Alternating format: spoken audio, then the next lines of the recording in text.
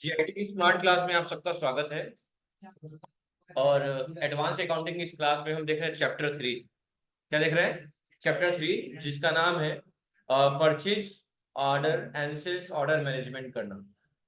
और last day class we are discuss about it कि purchase order क्या है और सेल्स ऑर्डर क्या है। याद आ रहा है? याद आ रहा है कि जैसे अभी तक हम लोग नॉर्मल वे में परचेज करते थे सिंपल तरीके से, लेकिन अभी क्या करेंगे? अपने सप्लायर को ऑर्डर देंगे। क्या करेंगे? ऑर्डर देंगे। और ऑर्डर देने के बाद से वो अप्रूवल देगा। अप्रूवल के बाद हमें क्या होगा? रिसीव होगा चीज, और तब कोई काम होगा।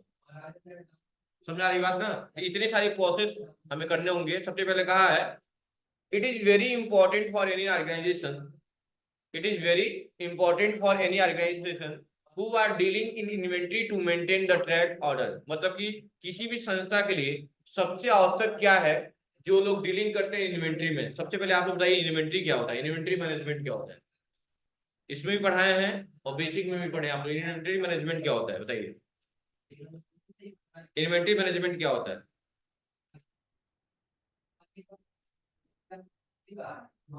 बताइए इन्वेंट्री मैनेजमेंट क्या होता है?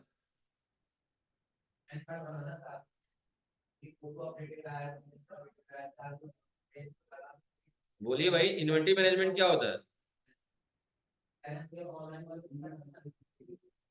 नहीं बोलेंगे कोई भी? कोई भी बिजनेस का मालिक जिस वस्तु का व्यापार करता है, उस वस्तु के मेंटेनेंस के बारे में जानकारी रखना क्या कहलाता है? इन्वेंट्री मैनेजमेंट कहलाता है। जैसे कि हमने कोई गुड्स कितनी क्वांटिटी में परचेज किया, कितनी क्वांटिटी में सेल किए, कितनी क्वांटिटी में हमारे गोडाउन में पड़ा हुआ है, ये सारा मेंटेनेंस ही क्या कहलाता है? इन्वेंट्री मैनेजमेंट कहलाता है। समझ में आ गया? अब याद रहेगा ना इन्वेंट्री मैनेजमेंट? पहला चैप्टर वही था, इन्वेंट्री मैनेजमेंट। याद आ रहा है? पहला चैप्टर क्या पढ़े थे हम लोग? इन्वेंट्री मैनेजमेंट ही पढ़े थे। चलिए, उसके बाद बोला है और ट्रैक करते हैं order receive and order place. Order receive and order place का मतलब क्या कह रहा है यहाँ पे? अच्छा, दो बातें होती है ना, सप्लायर और कस्टमर की दो बातें होती है ना। जब आप किसी को ऑर्डर करते हो तो क्या बोला जाता है? जब आप किसी को ऑर्डर करते हो तो उसे क्या बोला जाता है? ऑर्डर प्लेस कहा जाता है। क्या बोला जाता है? ऑर्डर प्लेस कहा जाता है। और जब आपको कोई ऑर्डर देता है तो उसे क्या बोलते हैं? ऑर्डर रिसीव बोलते हैं। यानी दोनों काम होता है। यानी आपका कस्टमर आपको ऑर्डर देगा और आप अपने सप्लायर को ऑर्डर देंगे। तो यहाँ पे क्या बात हो रही है? ऑर्डर प्लेस और ऑर्डर रिसीव की बात की गई है। बात क्लियर है? और सबसे इंपॉर्टेंट क्या होता है ऑर्डर में बताइए?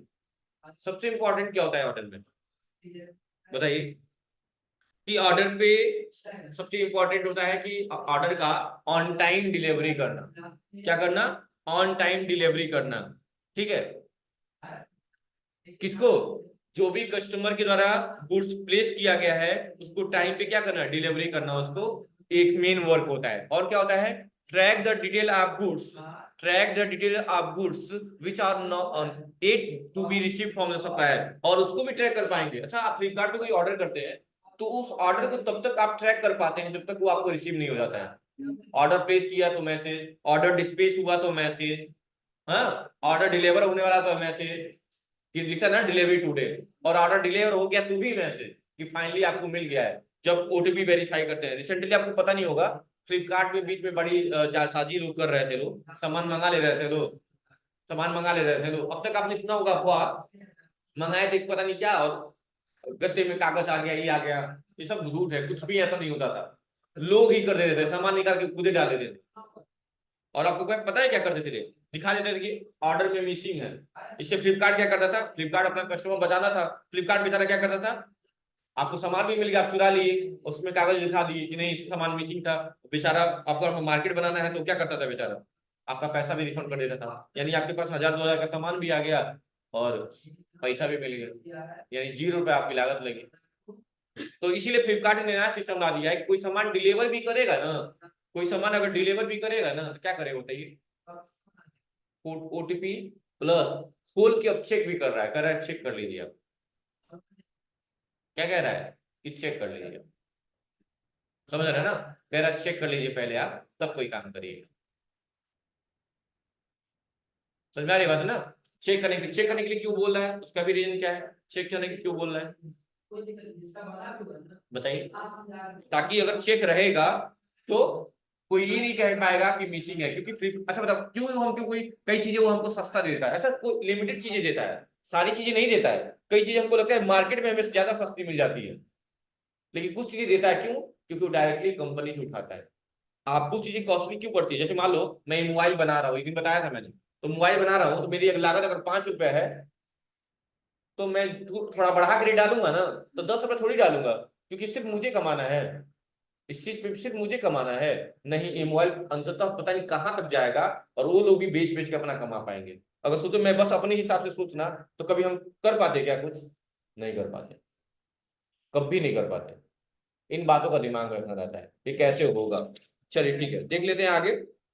उसके बाद दिया हुआ है कि in today business world slow order process maintain manually. आज के जमाने में जो ऑर्डर मैनुअली जो काम करना है वो बहुत ही क्या है, कॉम्प्लिकेटेड या स्लो है, और स्लो होने के कारण क्या होता है, आपकी बिजनेस पे भी इफेक्ट पड़ सकता है। आपने देखा होगा कि बाकी जगह नोटों की गिनती बड़ी फास्ट होती है, या नोटों की गिनती सोचो हाथों से ही होती, मशीन नहीं लगे होते, तो कहीं ना कहीं बिजनेस को रियून करता कि नहीं करता, स्लो करता कि नहीं करता। रियून का मतलब क्या होता है, बर्बाद करना, टाइम स्पेंड करना। और आपको पता है बैंकों पे कितना काम होता है, टाइम टेकिंग होता है, काफी टाइम टेकिंग होता है, तो ये सारी चीजें मेंटेन करना बहुत जरूरी होता है। समझ में आ रही बात ना, तो ये सब चीजें देखना होता है यहाँ पे। और दूसरा कहा है कि hence it is very important to digitise computer output, इसलिए बहुत जरूरी है कि इन सारी चीजों को क्या कर दिया जाए, डिजिटल कर दिया जाए। क्या कर दिया जाए, डिजिटल कर दिया जाए। डिजिटल करने से क्या फायदा होगा कि चीजें आसान हो जाएंगी। क्या हो जाएंगी, चीजें आसान हो जाएंगी डिजिटल करने से। अच्छा, इसीलिए क्या कहा जा रहा है, इंडिया क्या बन रहा है, एक डिजिटल कंट्री बन रही है। डिजिटल होने का मतलब सारी चीजें कंप्यूटर पे आना, मतलब किसी चीज के लिए आपको मेहनत ना करना पड़े, हर चीज आपको घर बैठे आपको प्राप्त हो जाए। इसके लिए कई लोग डरते हैं ऑनलाइन चीजों से, लेकिन एक बात याद रखिएगा, जब तक आप किसी को अपने ओटीपी या पर्सनल डिटेल शेयर नहीं करते हैं, तब तक आपकी डिटेल मतलब कोई चीज आपको टच नहीं कर सकता, आप किसी चीज को नुकसान नहीं पहुंचा सकता। और कोई भी ओटीपी या ऐसी चीजें आती हैं तो उस पर साफ साफ मैसेज लिखता है इसमें ऐसी चीजें हैं, नहीं करिए, फिर भी आप कर रहे हैं तो दैट्स योर फॉल्ट, क्योंकि बैंक हमेशा आपको रिस्ट्रिक्ट करता है इन चीजों के लिए। कहा है बाय डिजिटाइजिंग यू कैन, यानी डिजिटाइजिंग करके आप क्या कर सकते हैं, कहा है easily track the availability of inventory. आप ट्रैक कर पाएंगे कि एलिजिबिलिटी कितनी है, क्या चेक कर पाएंगे कि एलिजिबिलिटी कितनी है, क्या चेक कर पाएंगे एलिजिबिलिटी कितनी है, मतलब है कि नहीं, आपके सफिशिएंट मात्रा में वो चीजें अवेलेबल है या नहीं है। और क्या चेक कर पाएंगे, कहा है quickly reply to the purchase order received from the customer. और जो भी आपके लिए परचेज ऑर्डर का, अच्छा परचेज ऑर्डर क्यों कहा है यहाँ पे, फ्रॉम कस्टमर क्यों कहा है, एक बात सुनिए, अगर हमारे पास ऑर्डर आ रहा है तो आपके लिए क्या कहलाएगा, परचेज ऑर्डर, और मेरे लिए क्या कहलाएगा, सेल्स ऑर्डर।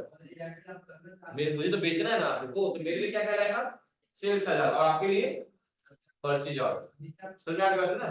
और क्या कहा है उसके बाद से, कहा है speed up the purchase order approval, dispatch, delivery, invoicing and closure. इतना काम होता है, पहले अप्रूवल सामान को कर रहे हैं तो अप्रूवल मिलता है, डिस्पैच होता है, डिलीवरी होती है, इनवॉइसिंग होती है, तो ऑर्डर को क्या कर देता है, क्लोज कर देता है। अच्छा, क्या ऑर्डर डिलीवर होने के बाद एक बार मैसेज आता है, उसके बाद बार-बार मैसेज आता रहता है क्या, बार-बार मैसेज आता रहता है क्या, बार-बार मैसेज आता रहता है क्या, नहीं, क्यों, क्योंकि एक बार ऑर्डर डिलीवर हो गया तो कुछ नहीं करे, काम खत्म हो गया, उतना ही था, सामान मिल गई, आपका और हमारा हिसाब किताब बराबर, क्योंकि आपने मुझे पेमेंट किया और मैंने आपको चीजें डिलीवर कर दी, यानी कि इसके बाद से हमारा कोई लेना देना नहीं।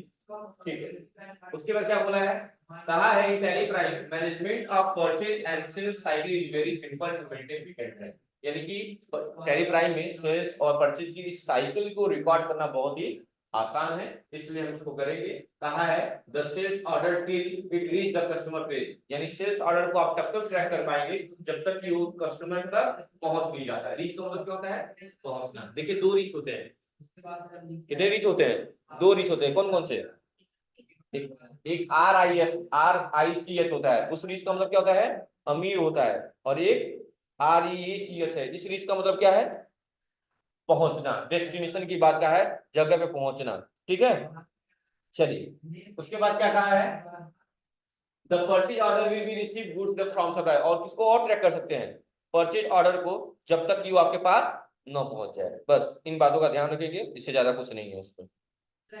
ठीक है, अब सीधा सीधा है, दिस ट्रैकिंग हेल्प करता है। अब सारी कहानी इस डायग्राम में है। अब सारी कहानी कहाँ है? इस डायग्राम में। इस डायग्राम को देखा जाएगा और फिर किया जाएगा काम। स्टार्ट करें? डायग्राम एक बार फिर से आप लोग देख लीजिए, थोड़ा सा बहुत नीचे हो गया।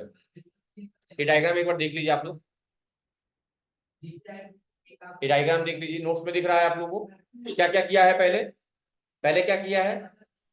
पहले ऑर्डर किया है। ऑर्डर के बाद क्या हुआ है? गुड्स रिसीव हुआ है, बहुत बढ़िया। उसके बाद क्या हुआ है?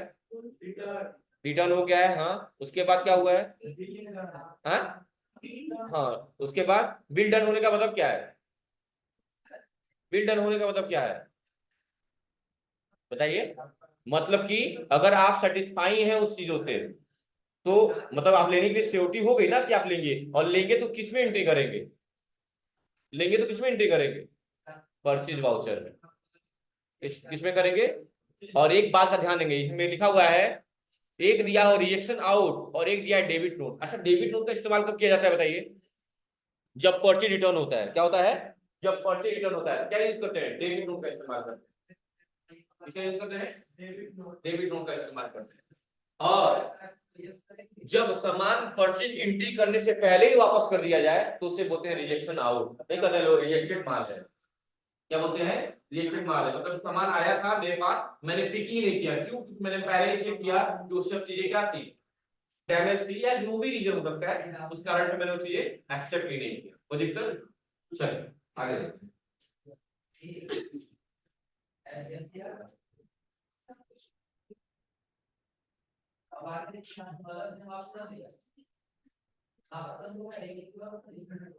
होता रहता है लगा। तो देखिए यहाँ से, तो कुछ वाउचर इसमें नए दिख रहे होंगे। मैं थोड़ा जूम कर रहा हूँ,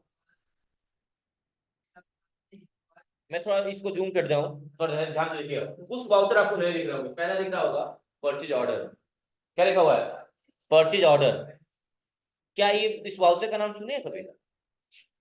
नहीं सुना। परचेज वाउचर सुने हैं, परचेज ऑर्डर नहीं सुने। ये नया वाउचर है। तो हमारे वाउचर में दिखता नहीं है, ये कहाँ मिलेगा?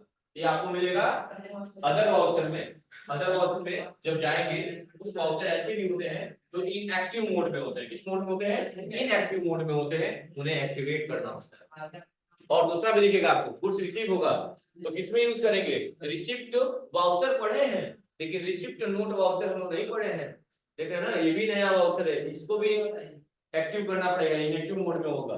उसके बाद फिर रिएक्शन आउट, ये वाउचर कभी पढ़े हैं क्या अभी तक? इसको भी एक्टिव करना पड़ेगा। और बस ये बात आपको याद रखना है, जैसे समझिएगा, हमने 10 एलईडी बल्ब का ऑर्डर दिया। कितने एलईडी बल्ब का ऑर्डर दिया? 10 एलईडी बल्ब का। और हमें 10 एलईडी बल्ब प्राप्त भी हो गए। कितने प्राप्त हुए हमें? 10। लेकिन किसी कारणवश मैंने देखा कि इसमें 3 बल्ब खराब थे या 2 बल्ब खराब थे। तो 2 बल्ब हम क्या करें? रिटर्न करेंगे ना। तो उसके लिए हम किस वाउचर का यूज करेंगे? डेबिट नोट की रिजेक्शन आउट? Rejection out. क्यों? क्योंकि अभी तक हमने परचेज में एंट्री नहीं करी है। एक बार परचेज में एंट्री हो गई 8 बल्ब के लिए, उसके बाद कोई भी चीज रिटर्न किया जाएगा तो उसके लिए क्या इशू होगा? डेबिट नोट इशू होगा। समझ में आ गई कि नहीं बात? अभी तो ये ऑप्शन इनेबल करने होंगे। कौन कौन से वाउचर इनेबल करने होंगे आपके? कौन कौन से वाउचर इनेबल करने होंगे? 3 वाउचर। दो तो ऑलरेडी होते हैं।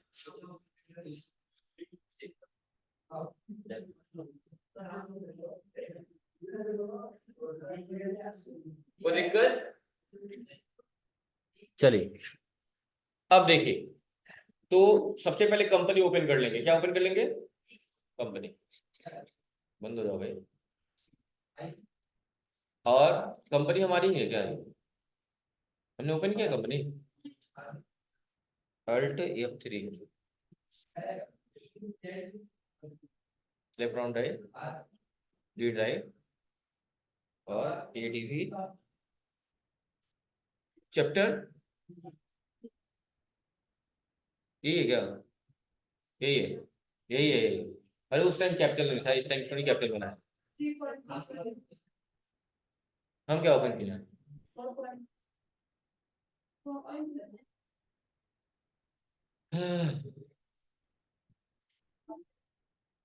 डी ड्राइव में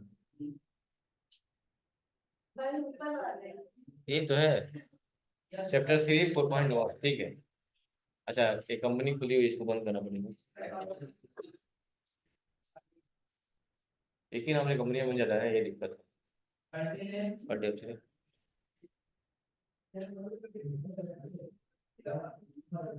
यही है, ठीक है।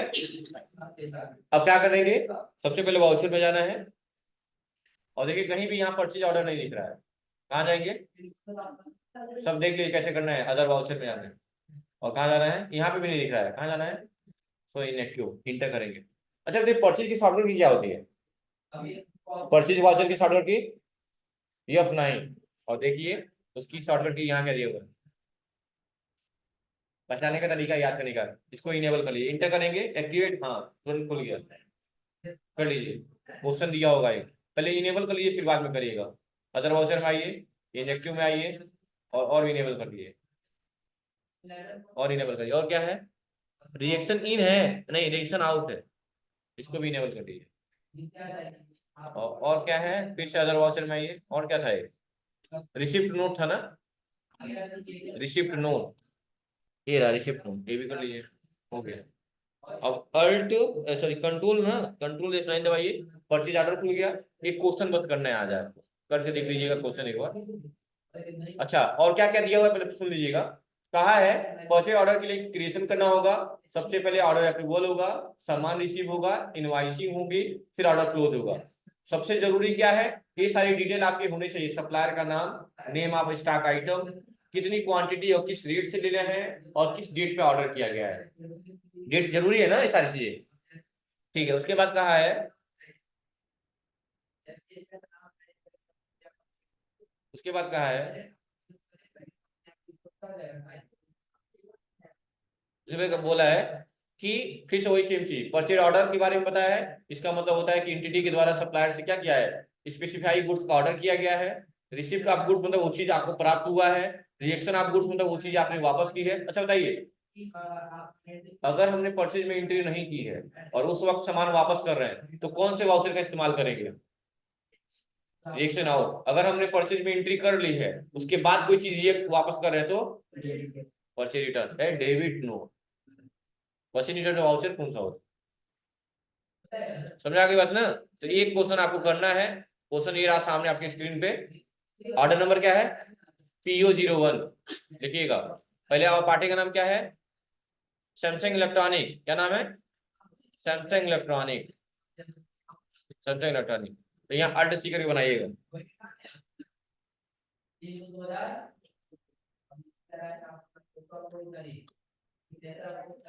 अंडरग्रोव सन्ड्री क्रिएटर, इंटर करेंगे, इंटर करेंगे, पैन नंबर डाल देंगे। हेलो, हाँ कितना, ठीक।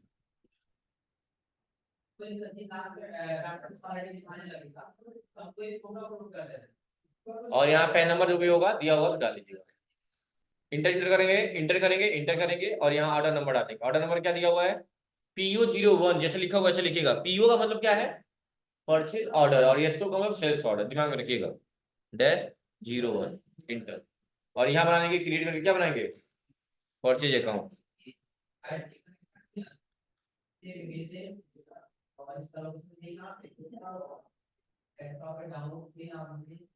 इंटर अंडर ग्रुप क्या होगा, परचेज अकाउंट ही होगा। और यहाँ क्या होगा, आइटम का नाम सैमसंग 6 kg में फ्रंट लोड, इंटर। यहाँ गोडाउन लेंगे पडरोना, और क्वांटिटी 50 है, 15,000 क्रेडिट से। हाँ मैं भी टॉपी ले लूंगा, टॉपी तो है, सैमसंग फ्रंट लोड।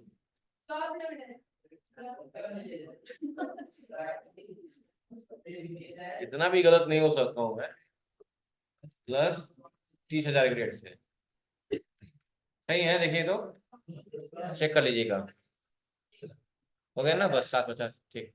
बस एक एंट्री पास कर ले रही आप, और ये याद करके आना, कल पूछा जाएगा क्या होता है इसका पूरा सीरीज परचेज ऑर्डर का, ठीक है, पूछा जाएगा, बोर्ड पे बुला के पढ़ाना पड़ेगा।